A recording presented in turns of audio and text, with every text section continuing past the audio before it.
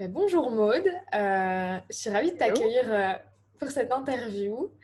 Et juste pour remettre en contexte, donc tu rassembles près de 25 350 abonnés sur LinkedIn, peut-être un peu plus Waouh, depuis que c'est précis. voilà, depuis qu'on a lancé cette interview, tu as peut-être eu des abonnés et on va parler de beaucoup de choses aujourd'hui. Mais avant d'aborder donc le sujet du business en ligne, est-ce que tu peux te présenter rapidement? Oui, avec plaisir. Du coup, moi, je m'appelle Maud Alaves. Je suis entre business coach et créatrice de contenu. On va dire que globalement, moi, mon truc, c'est le personal branding. Et du coup, j'en parle régulièrement dans mes contenus et je conseille les entrepreneurs et d'autres freelances à mieux gérer leur image. Ok. Et tu as écrit un guide aussi, un guide LinkedIn. Je ne sais pas si ça fait partie intégrante, enfin si c'est une grosse partie, les formations en ligne de ton activité ou si c'est... Ouais, c'est si, le manuel LinkedIn, alors que j'ai fait Ouais. avec Thibault Louis, du coup, Mhm. ça fait 1 an qu'on l'a fait. Là, récemment, bah, on est content, on a fait une dernière flash promo et du coup, on est arrivé à un total de un peu plus de. On est presque ouais, on a 850 ventes au total sur l'année, soit un peu plus de 40 000 euros de chiffre d'affaires à deux. Pour un petit guide en ligne, tu vois, auto-édité, on est super content. Donc ouais, non, ça représente pas mal de mon activité. Mais je pense que justement, c'est le propre en fait du solopreneur aujourd'hui, enfin du modèle, tu vois, c'est d'avoir justement plusieurs pistes de revenus et plusieurs pistes d'acquisition aussi, et en fait d'explorer un peu tout en même temps, quoi. Et du coup, est-ce que tu peux un petit peu détailler ton activité et tes sources de revenus? Mm, Qu'est-ce qui te rapporte quoi? Si tu veux parler chiffres, tu peux, si mm, t'es à l'aise, pas forcément, mais qu'on ouais. comprenne. Pour l'instant, j'en ai deux principales, et dans l'optique d'en développer d'autres dans le futur, du coup. Celle qui me ramène le plus de revenus, bah, c'est le coaching. Ça, c'est évident, en fait, quand on commence par du service, c'est vraiment le plus simple par lequel démarrer, pour plusieurs raisons. Du coup, ouais, ben là, j'ai commencé vraiment par là. Donc, le coaching, ça me fait après, ça varie des mois, tu vois, mais entre 5 et 10 cas à peu près par mois, quoi. Et parfois plus, mais bon, on va dire voilà, une moyenne plutôt normale entre 5 et 10 cas. C'est une bonne Et moyenne. après, pardon? Je dis c'est une bonne moyenne. Ouais, c'est une bonne moyenne. Après, donc, dans le coaching, il y a les clients que j'ai moi-même avec, et tu vois, là, on fait du personal branding, du LinkedIn, etc. Et après, je travaille aussi en fait dans des incubateurs, enfin, notamment chez Willa. Et puis après, je fais des petites interventions, tu vois, dans des écoles type Iconoclast, John Hero ou même l'ESCP, où là, c'est pareil, je vais donner des cours sur le personal branding et la présence sur les réseaux sociaux. Du coup, voilà, ça, c'est la partie numéro un. La partie numéro 2, bah, aujourd'hui, c'est manuel LinkedIn. Donc, comme je disais, en 1 an, on a fait 40 000 euros. Donc, tu vois, c'est un revenu, en fait, à peu près tous les mois. On a entre 2 000 3 000 de chiffre d'affaires là-dessus. Donc, ça fait un petit complément, en fait, on va dire. Enfin, un petit complément. Euh, il y en a pour qui ça représente un salaire, tu vois. Donc, c'est quand même énorme, en fait. On est super content. Et moi, dans les prochaines pistes que j'aimerais bien développer, bah, il y a le bootcamp, en fait, que Ok, j'ai pas encore génial. fait, tu vois, que j'aimerais bien faire. Je pense plutôt à la rentrée en septembre. Et après, l'autre, bah, il y a les conférences, mais ça, je pense que ça viendra bien plus tard. Et le sponsor. Et ça, c'est ce que j'aimerais bien faire avec la newsletter. Ok. Mm. Juste pour revenir sur la première partie de ta réponse, tu me disais que tu faisais du coaching. C'est du coaching Ouais, one-to-one ou c'est du coaching de ouais. groupe? Non, non, non, justement, la différence entre bootcamp et coaching, enfin, pour moi, c'est vraiment, ouais, c'est du one-to-one. Ok. Et comment tu vois évoluer ton business? Est-ce que tu veux scaler ou c'est pas forcément Ouais, ouais. l'objectif? Non, mais si, c'est pour ça que mon but, en fait, le coaching, j'ai commencé finalement il n'y a pas si longtemps que ça, tu vois, ça fait depuis septembre dernier, donc ça fait quoi, 8 9 mois, tu vois. Mhm. Et j'ai commencé, j'étais à 150 euros de l'heure. Là maintenant, moi, je me vends à 500 euros de l'heure. Et en fait, tout mon but du jeu, Bravo. ouais, merci. Tout mon but du jeu, c'est de faire 10 cas de chiffre d'affaires avec le coaching sans passer plus de 5 heures par semaine dessus. Tu vois, ça, c'est mon enjeu. En fait, c'est ce que j'ai essayé Ok. de faire sur 8-9 mois avec cette piste de revenus-là. Et pourquoi ça? Parce que comme ça, en fait, derrière, ça me débloque, en fait, finalement, tout le reste du temps de la semaine, tu vois, pour justement faire autre chose et explorer d'autres pistes de revenus. Mais tu peux pas le faire avec le coaching si tu fais trop d'heures, tu vois. En fait, ça reste quand même un job sur lequel tu corrèles ton temps à tes revenus. Du coup, il faut faire gaffe, quoi. Du coup, ça fait 20 heures par mois pour faire 10 cas par mois, c'est ça, hein? Ouais, c'est à peu près ça. Ok. À 500 euros, à 500 euros l'heure. Ok. Ouais. C'est une chouette manière de voir les choses et je trouve ça génial que tu parles de chiffres parce que Mm. c'est hyper parlant. Et du coup, c'est vrai que pour scaler, si tu veux pas, tu vas arriver à saturation si tu as un nombre Oui, limite d'heures. Donc ça fait ouais, c'est ça. sens, ouais, les bootcamps. Ouais, de toute façon, avec le coaching, tu es limité, tu vois. Ouais. Moi, je le vois plus comme une piste de revenus sûre, en Mhm. fait, où tu peux te dire, bon, bah, tu vois, le coaching, c'est le plus simple à vendre. Si jamais, tu vois, tu es vraiment dans le caca, tu peux toujours faire de la prospection, tu vois, enfin, tu peux toujours t'en sortir, je pense, avec du coaching. Donc, c'est un peu, ouais, le filet de sécurité. Et puis après, tu construis autour, quoi. Est-ce que c'est facile de vendre du coaching à 500 euros de l'heure quand tu annonces le prix c'est quoi la réaction de tes prospects? Bah, alors, je pense pas que ce soit facile, de manière générale, tu vois. Faut pas oublier que moi, ça fait. Alors, ça peut paraître court et en même temps, c'est assez long, quoi. Tu vois, j'ai pas démarré à 500. J'ai pas dit dès le début, OK, les gars, moi, ça sera 500. Enfin, tu vois, j'ai mis du temps avant de construire ça. Donc, j'ai mis du temps avant de construire mon argumentaire de vente et avant, derrière aussi, de construire la crédibilité, tu vois, pour vendre ce que je fais à 500 euros de l'heure, tu vois. Aujourd'hui, j'ai coaché un peu plus entre l'incubateur Willa, les formations, etc. En one-to-one, tu vois, je suis à plus de 40 entrepreneurs coachés. Et après, si tu rajoutes tous les incubateurs, tout ça, je pense qu'il y en a un peu plus de 100, 150, tu vois. Donc, en fait, j'ai une meilleure conscience aussi de la valeur ajoutée que j'apporte, tu vois, du service que je propose, etc. Et ça me permet vraiment, moi, d'être sûre et de ne pas douter quand je dis, bon, bah oui, moi, je sais que je suis capable de faire x3. Je sais que je détiens la formule, tu vois, pour Mhm. faire des posts qui vont faire plus 1000 likes. Je sais exactement, tu vois, comment fonctionne l'algorithme. Je sais exactement comment créer du bon contenu, etc., etc. Donc, forcément, en fait, tu vois, déjà, quand toi, tu doutes pas de toi, que tu as créé la crédibilité derrière, je pense que c'est moins difficile. Et deuxième chose, en fait, moi, je fais pas de prospection, tu vois. Les gens, en fait, ils viennent vers moi. Après, j'ai entrepris de faire une page de vente sur laquelle j'ai détaillé tout, comment fonctionne mon coaching. J'ai mis mes prix, etc. Et j'ai dit, bon, bah, la première heure, en fait, on fait un call préliminaire dans lequel vous me racontez votre problématique. Et puis après, on voit quel programme personnalisé on va faire. En fait, les gens, quand ils m'appellent, tu vois, ils savent déjà, quoi. Ils sont déjà dans une démarche d'achat au Ok, final. oui. Euh, Donc ils savent que ça va ouais. être 500 euros pour l'heure, que tu as un process, etc. Mm. Ouais, c'est ça. Et quel type de personnes te contactent? Est-ce que c'est plus des solopreneurs freelance ou est-ce que c'est plus des, je sais pas, un CMO d'une boîte ou quelque chose comme ça? Mm. Bah, alors, en fait, c'est toujours des entrepreneurs. Après, il y en a de différents niveaux et types, quoi, je veux dire. Il y a pas mal de solopreneurs Ok. comme moi, tu vois, au freelance premium. Quelques CEO de start-up Mhm. ou de petites PME nouvelles, tu vois, qui veulent se lancer en tout cas.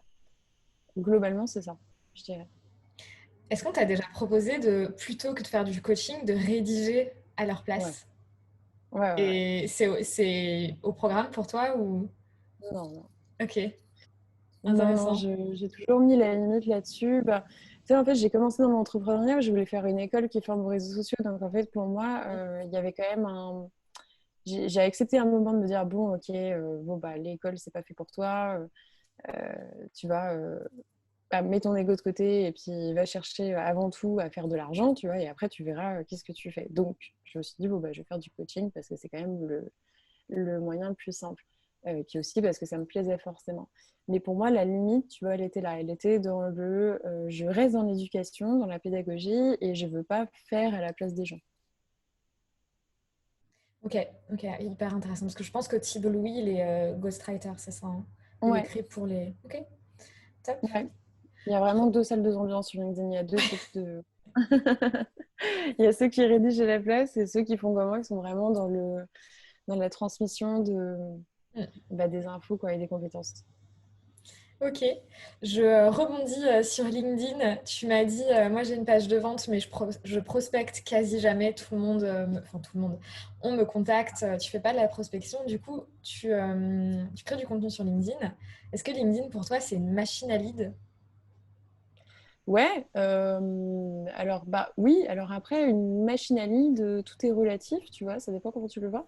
Moi, je dirais que c'est surtout là un bon un bon canal d'acquisition de leads qualifiés, tu vois.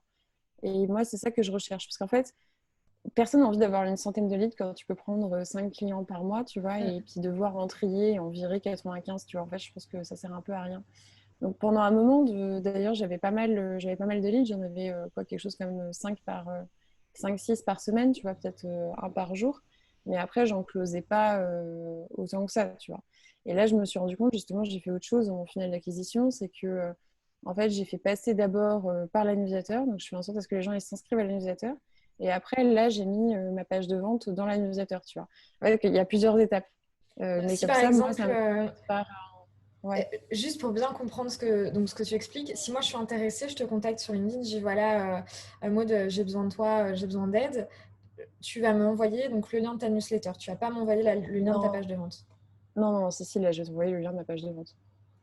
Mais Du je coup, veux dire, comme. le funnel, tu vois, en gros, là, sur mon profil LinkedIn, Oui. il y a écrit je démystifie le personal branding. Mhm. Il n'y a pas écrit je vous coach pour, tu vois, avoir un Ok, meilleur profil, tu vois, pour ok, ok, gagner en ok. visibilité. Ouais, tout à fait. Et du coup, le profil, il est optimisé, en fait, pour que l'action Mhm. qui s'ensuit, moi, je m'inscris à la newsletter.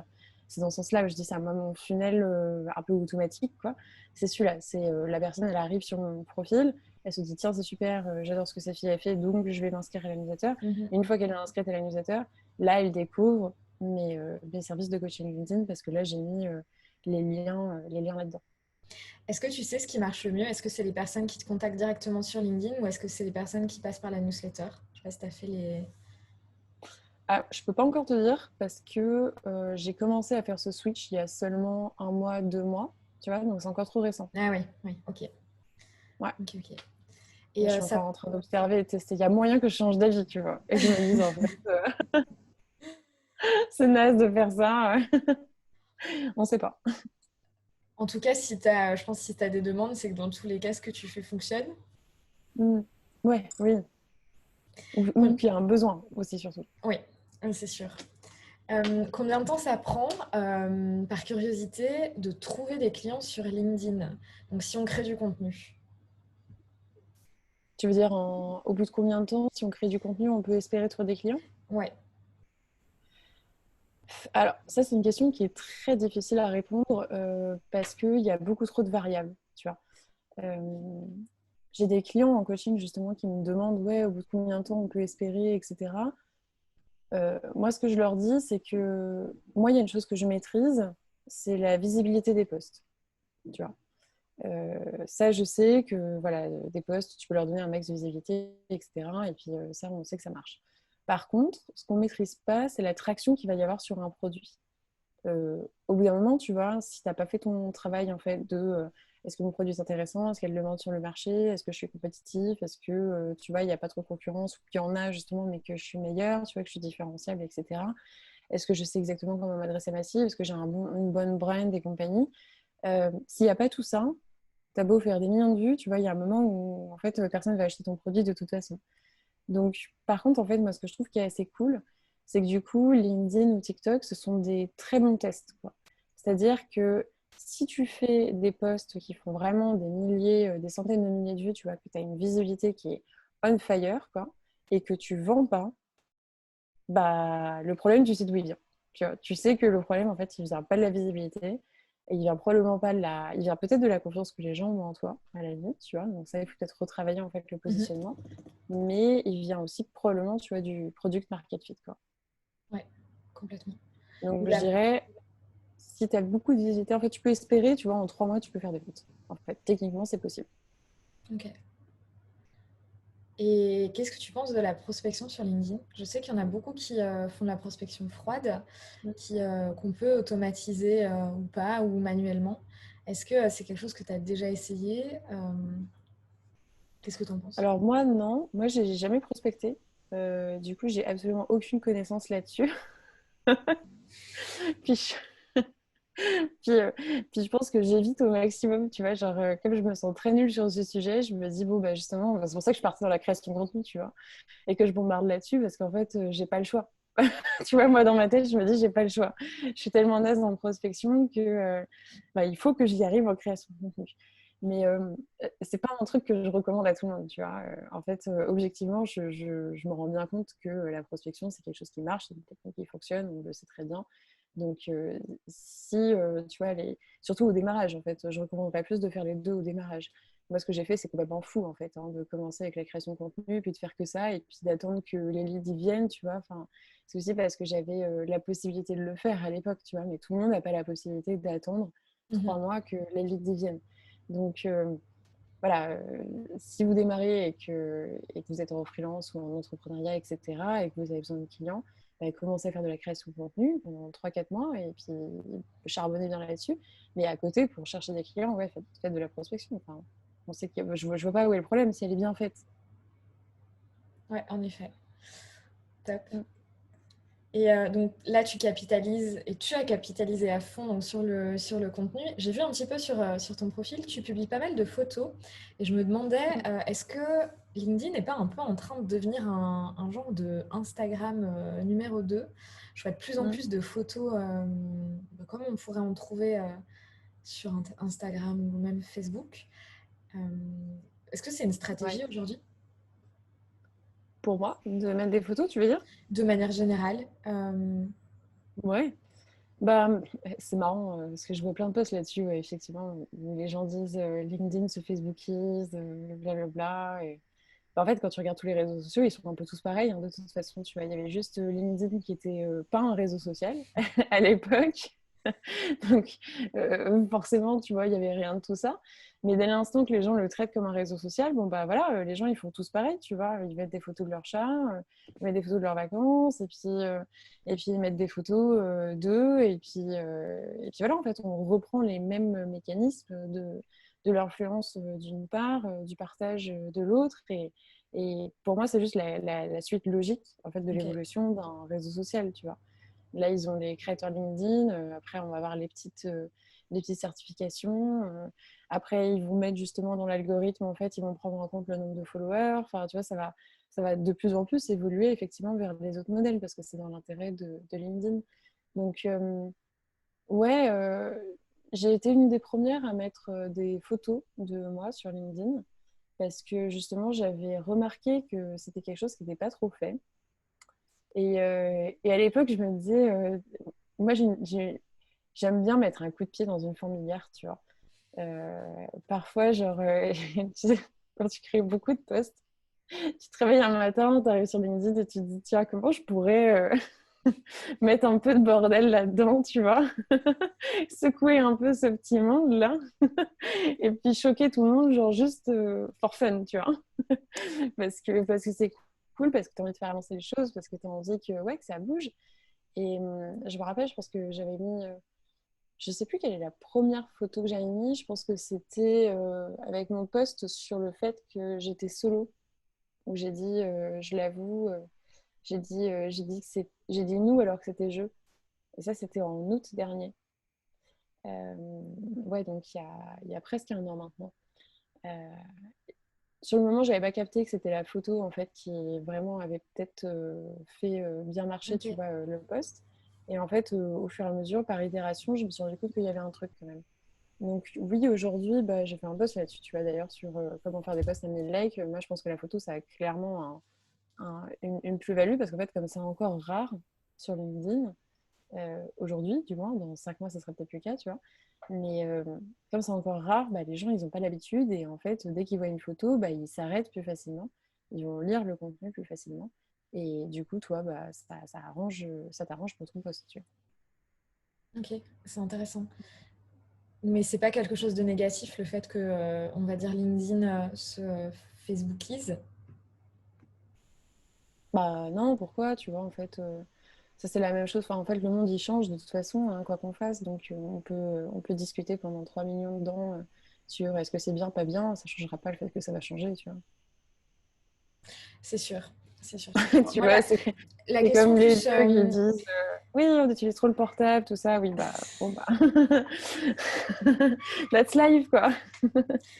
C'est ça, mais ça va pas. C'est vrai que moi, au départ, alors je poste des photos maintenant sur LinkedIn, mais avant, je n'osais pas parce que je me disais, tiens, peut-être que ça va me décrédibiliser ou Mm. que. Mais en fait, finalement, bah, ma cible est complètement alignée avec ça et le fait. Et ceux qui le font pas, c'est peut-être pas les personnes que j'ai envie d'attirer. Mais c'est vrai que c'est une question que je me suis posée. Est-ce que vraiment ça va pas me porter préjudice en fait parce que c'est pas Mm. Instagram et que les gens ils ont pas l'habitude. T'as pas eu de retour un peu négatif de ce côté-là quand tu as été un peu la précurseur de cette pratique? Non, franchement, aucun. Je pense Ok. qu'il y a des gens qui doivent se dire, tu vois, mais depuis le début, de toute façon, même quand je mettais pas de photos, tu vois, il y a toujours des gens pour dire que ce que tu écris, c'est débile, que c'est nul, que ça décrédibilise, tu vois. Genre, même genre, juste sur le fait de prendre la parole, il y en a qui trouvent que ça se fait pas, tu vois, parce qu'ils disent, oui, mais t'es pas expert, pourquoi tu prends la parole? Enfin, tu vois. Donc, on a toujours un truc à reprocher. Et puis après, tu vois, pour le coup, sur Instagram, il y a des coachs business depuis assez longtemps, en vrai qui mettent des photos d'elle et puis ça choque personne quoi. Donc en fait pourquoi tu vois en fait tu peux très Ouais, bien ouais. genre avoir un contenu très professionnel et mettre des photos de toi tu vois le problème c'est pas des photos de soi le problème c'est juste que sur LinkedIn personne ne le fait du coup ça surprend tout le monde Mm. et forcément on se dit ah oui attends c'est un peu bizarre mais, euh, mais en fait c'est une pratique qui est faite depuis longtemps tu vois juste sur un autre réseau. Top. C'est intéressant. Et en tant que femme, tu as 20 000 abonnés sur LinkedIn. Est-ce que est-ce que c'est plus difficile, selon toi, hein, ça reste subjectif, mais tu penses que les femmes ont plus de commentaires négatifs sur LinkedIn parce que c'est des femmes que les hommes? Ou Mm. tu penses que de ce côté-là, il y a une égalité de traitement, on va dire Euh, C'est une bonne question. Je pense que bah, moi, en tout cas, j'ai de la chance. J'ai pas tellement de commentaires négatifs de manière générale. Euh, ou alors, je les ressens pas comme ça, tu vois. Je les ressens plus comme ça. Mais ouais, parce que t'as toujours forcément des haters ou des gens qui mettent des commentaires négatifs, tu vois, sur tous tes posts, il y en a toujours, hein, tu vois, pour dire qu'il est pas d'accord. Mais bah, c'est pas grave, c'est la vie. Franchement, sur les autres créateurs de contenu que je connais, euh, tu vois, Thibault Louis, par exemple, je pense surtout à lui qui s'est pris des grosses shitstorms. Je pense que, euh, tu vois, il a pas été épargné. Bon, ça reste un mec. Benoît Dubos aussi s'est pris des trucs. Grégoire Lovato, il s'est pris des gros trucs aussi. Ulysse Lubin aussi. Enfin, tu vois, en fait, les mecs sont pas du tout épargnés par les haters ou par les critiques négatives, pas plus que les femmes. Par contre, ce que je remarque, c'est, tu vois, l'exemple de Caroline Jurado qui, voilà, quand elle fait un post en fait où elle parle de crypto, ou Nina Ramen quand elle fait un post qui parle de féminisme, tu vois, là il y a une sacrée déferlante, Mm. effectivement, de commentaires haineux, euh, mais qui sont juste la représentation aussi, encore une fois, en fait, de ce qui se passe déjà sur d'autres réseaux, tu vois, Mm. et ce qui se passe dans la rue, et ce qui se passe dans la vie, tu vois. Donc, je dirais, ça dépend des sujets sur lesquels on va. Il y a des sujets ouais, qui sont définitivement le plus dangereux et comme toujours, en fait, et surtout quand tu es une femme. Ok. C'est pour ça que je te posais la question. Bah, j'ai Mm. pu interviewer Caroline. Mm. Et j'ai vu Nina, j'ai vu quelques commentaires à ses posts, etc. Et Mm. c'est vrai que sur certains sujets, même sur YouTube, on voit beaucoup de femmes qui parlent des réseaux sociaux. Et là, ça Mm. passe, ça va. Mais dès qu'une femme parle d'argent, et sur TikTok, c'est Mm. pareil, hein. Dès qu'une femme parle d'argent, c'est la déferlante de haine. Mais si une femme parle de réseaux sociaux, là, tout va bien. Ouais, On reste dans les cadres. Donc, ouais. mais j'ai envie de dire, tant mieux si tu as été un petit peu épargnée par ça. J'ai envie de te proposer quelque chose. Je vais te lire un post LinkedIn que tu as écrit. Wow. Le post d'ailleurs qui m'a fait te découvrir et je te propose Ouais. d'en discuter donc, juste après. Ok. Donc, tu as écrit sur LinkedIn il n'y a pas très longtemps les filles, n'oubliez pas que vos concurrents masculins n'hésiteront jamais à se mettre plus cher alors qu'ils n'ont qui n'ont souvent pas plus que vous, montez vos prix. J'ai oublié un mot, le copier-coller c'est mal Ouais, fait. Mais pourquoi tu as eu n'en envie de savent pas partager plus ça? que vous. Non, savent, Ok, voilà. ouais, qui n'en savent pas plus que vous. Bah, en fait, tu sais, souvent, les posts que je fais sont inspirés de mon quotidien. Donc, c'est-à-dire que j'ai pas mal de potes qui sont freelance, qui sont entrepreneurs, etc. Et je me retrouve systématiquement à discuter d'elles, enfin avec elles de prix, tu vois. J'ai pas mal de potes aussi qui sont entrepreneurs et qui sont mecs, hein. Et les discussions sur le prix sont pas du tout les mêmes, tu vois. En fait, je me rends compte systématiquement, effectivement, qu'eux, ils sont plus chers, qu'ils n'ont pas trop de mal à le dire. Ça dépend, bien sûr, tu vois. Le poste que j'ai fait, il est forcément beaucoup plus euh, tranché que ce que je pense réellement, tu vois. Je sais bien que la réalité n'est pas aussi noire sur blanche, mais en majorité, quand même, je remarque que les femmes ont un gros syndrome de l'imposteur. Ça, je le vois, tu vois, dans toutes les femmes que j'ai coachées. Chez Willa, tu vois, c'est l'association pour les femmes entrepreneurs. Donc, j'ai que des entrepreneurs femmes. Et toujours, toujours, le syndrome de l'imposteur, il est mais en puissance 1000, quoi. C'est Ok. non, mais je peux pas, je veux pas oser. Toutes les copines freelance que j'ai, tu vois, me disent, mais non. Mais... Et je leur dis, mais enfin, là, tu es en train de te battre, tu vois, à 100 euros la journée. Enfin, tu peux pas faire ça, oui, mais qui va payer pour ça, tu vois. Et en fait, j'essaye de les aider là-dessus, de leur montrer, parce que moi aussi, j'avais ces propres barrières-là, tu vois. J'ai commencé, le premier coaching que j'ai vendu, je l'ai vendu à 50 euros de l'heure, tu vois. Euh, donc finalement, j'ai fait x10. Et bah, en fait, la seule différence qu'il y a eu, c'est la confiance que j'ai pris en moi-même, tu vois. Donc c'est tout à fait possible. Et, et pour moi, je pense que les femmes ont plus besoin d'entendre ce message-là aujourd'hui. Super intéressant.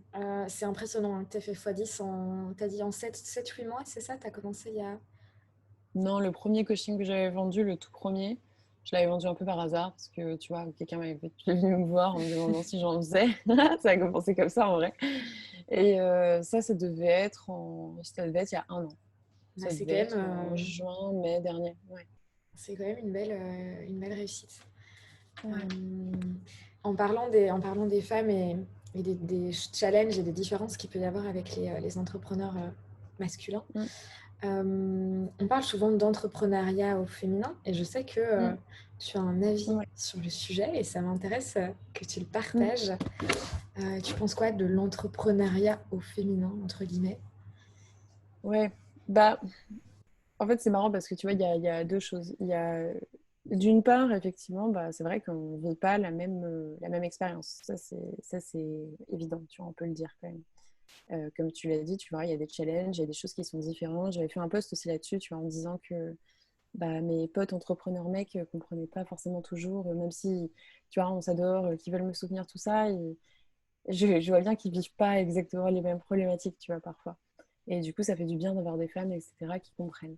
Maintenant, j'aime pas qu'on mette un terme là-dessus, ou en fait, qu'on me demande en podcast, tu vois, ça fait quoi d'être une femme entrepreneur? Parce qu'en fait, je trouve que ça met que l'accent sur, tu vois, justement ce qui existe déjà, et ça nous met dans une case, et en fait, on ne demanderait jamais à un homme, tu vois, ça fait quoi d'être un homme entrepreneur? Enfin, c'est comme, tu vois, c'est la même chose avec le racisme, en fait, on demanderait bien un homme noir qui entreprend, tu vois, alors ça fait quoi d'être noir dans l'entrepreneuriat? C'est pas un peu bizarre, tu te sens pas un peu seul, tu vois, et forcément, ça serait un blanc qui demanderait ça, mais on ne demanderait Dit jamais à comme un ça, homme, ouais. blanc, tu vois, alors ça fait quoi d'être un blanc qui entreprend, qui est sorti d'HEC, bah, ou rien, quoi, life is good, hein. Tu vois, et enfin, voilà, genre quand l'eau dans la qualité elle est à bonne température, tu vois, tu vois pas le problème en fait de poser la question. Tu te dis justement que c'est sensible, etc., que ça fait que tu t'y intéresses et tout. Mais tu vois, quand tu transposes le problème, tu te dis, bah ouais, ça se fait pas de demander à tu vois, enfin, tout de suite, on fait le lien avec le racisme, en fait. Tu vois, tu te dis, ça se fait pas. Mais par contre, on se permet de le faire avec les femmes parce qu'on voit beaucoup moins le problème, tu vois. Mais intérieurement, bah, je ressens la même chose, en fait. Quand je suis invitée quelque part et qu'on me dit, ah oui, du coup, l'entrepreneuriat au féminin, etc., en fait, j'ai l'impression que la seule valeur que j'ai à ce moment-là, bah, c'est celle d'être une femme, tu vois. Et en fait, ça efface complètement tout le travail que j'ai fait à côté. Et je me dis, bon, ben faut que je redouble encore plus d'efforts je sorte de mon corps, quoi, et qu'on considère le travail que j'ai fait avant le fait que j'ai réussi parce que je suis une femme, quoi. Ou à défaut d'être une femme, tu vois. C'est vraiment intéressant ce que tu partages, surtout que j'ai lu quelque part que tu avais eu un parcours de mannequin. Et Mm. justement, là, du coup, c'est vraiment enfin, le fait des mannequins et c'est lié à l'image et au fait Mm. d'être un homme ou une femme. Est-ce que dans ton parcours de mannequin ou justement le fait d'avoir été mannequin, ça a eu un impact sur ta façon de penser et ton business aujourd'hui? Euh, ouais, je pense que forcément un petit peu. Après, je pense que là où ça m'a... Alors, l'impact sur ma façon de penser, il y a un truc que j'ai compris dans le mannequinat assez tôt, et c'est que je pouvais pas trop compter sur les autres ou pas trop leur faire confiance, et qu'en fait, le mieux, tu vois, c'était pas forcément de rentrer dans les rangs non plus, et en fait, de faire ce que tu voulais, et puis d'y aller à fond, quoi. Euh, de prendre le pouvoir finalement sur ta propre carrière, tu vois. Parce que j'avais fait un peu, justement, j'ai expliqué que bah, j'ai bossé pendant 4 ans dans une agence, enfin, dans plusieurs agences d'ailleurs, et j'ai mis du temps avant de comprendre que les agents n'avaient pas forcément, tu vois, ma carrière dans leur propre intérêt, en fait. Enfin, tu vois, on a des intérêts conflictuels, quoi. Eux, ils veulent placer les filles, mais peu importe la fille, tu vois, au final. Genre, Ah oui, ok. ils gagnent de l'argent quoi Ouais, qu'il arrive. Et en fait, ils utilisent le fait que les filles soient jeunes, étrangères et qu'elles aient besoin d'eux pour, tu vois, faire passer ça comme normal. Et puis en plus, on file que 30% du contrat, tu vois. Donc en fait, quand t'es mannequin, vraiment, t'as aucun pouvoir, tu peux rien faire et puis tu te fais avoir et puis on te ment en fait assez facilement. On te fait croire des choses, tu vois, pour que le système continue à fonctionner. comme quoi par exemple? Ça, j'ai mis, bah, tu vois, comme on te fait croire que c'est important pour toi ce casting ou que si on t'a pas mis là, c'est parce que tu vois, il a ta Ah carrière oui. dans son intérêt, Mm, etc. mm. Que il va travailler pour toi, qu'il a appelé d'autres agences pour développer ton truc. Et en fait, non, pas forcément, tu vois, c'est juste qu'ils veulent te garder avec eux, tu vois. Enfin, c'est du business Ok. d'humain, quoi, mais ça reste du business. Et forcément, il y a du mensonge, etc. Tu vois. Mm. Donc, du coup, ouais, ça m'a un peu vaccinée sur le fait que bah, j'ai fait confiance à des gens pendant 4 ans et j'ai mis du temps avant de me rendre compte qu'en fait, bah, on avait des intérêts qui étaient conflictuels, tu vois, et que j'aurais pu m'en sortir sans eux au final. Donc ça, je l'ai appris. Et deuxième chose que je pense que ça m'a apporté, qui m'aide beaucoup aujourd'hui dans la création de contenu, c'est le rapport à mon image. Tu vois, parce qu'en fait, étonnamment, enfin, moi, j'avais beaucoup moins de difficultés à mettre des photos de moi. euh, Parce que c'est quelque chose que j'ai l'habitude et en fait parce que je fais en fait dans ma tête c'est pas tout à fait moi, tu vois, genre tu sais dans le C'est ce que tu as mannequinat en envie de fait donner. ouais tu vois bah, de toute façon une image c'est toujours ce que tu choisis de montrer, tu vois, t'as un Mhm. cadre, t'as une ambiance, t'as un truc, t'as une image, enfin, tu vois, tu montres exactement ce que t'as envie de montrer, tu vois, c'est jamais le reflet total de la réalité. Euh, mais ouais, en fait, moi, j'ai toujours fait une grosse différence entre moi et une photo de moi, tu vois. Pour moi, une photo de moi n'est pas forcément moi. C'est un peu bizarre à dire, tu vois, mais dans le mannequinat, c'était ça. Tu fais les photos, enfin, tu sais, t'es maquillée, t'es photoshopée, t'es tout ça, tu vois la photo, tu te dis, mais cette fille, c'est euh, l'idéal du photographe et de la marque et de tout ce que tu veux, mais ça n'a rien à voir avec moi, tu vois. En fait, c'est presque un jeu d'actrice, tu vois. Et Mhm. là, dans le personal branding, bah, c'est un peu la même chose. C'est une facette de moi que je montre, mais c'est pas la totalité de moi. Et du coup, bah moi, ça me dérange beaucoup moins, tu vois, en fait, de me mettre comme ça en avant parce que j'ai cette forme de protection, tu vois, et de dissociation entre Ok. moi intérieurement et l'image. Et la deuxième chose, c'est que je pense que j'ai appris justement à faire cette grosse différence pour protéger mon estime de moi. En fait, on a souvent tendance à penser que le mannequinat, comme la création de contenu d'ailleurs, sont des métiers dans lesquels il faut être narcissique ou qui boostent l'ego, tu vois. C'est on a tendance à penser que les gens, les influenceurs, tout ça, c'est des gens hyper confiants. Alors qu'en fait, c'est des métiers qui cassent totalement la confiance en soi, en fait. Euh, Parce que le mannequinat, c'est le quotidien, finalement, c'est quoi? C'est des journées de casting entières dans lesquelles on va te dire à 99,99% non. Non, trop grande, trop petite, trop maigre, trop grosse, trop brune, trop blonde, trop yeux bleus, pas assez yeux bleus, trop blanche, trop bronzée, tu vois. Jamais parfaite, hein, jamais comme il faut. Euh, et ça, tu vois, bah, j'ai la même chose en création de contenu. Je fais un post, il y en a toujours un qui n'est pas content, tu vois. Euh, tu vois, c'est pareil. Ouais, Tu peux c'est pas plaire à tout le monde. Mhm.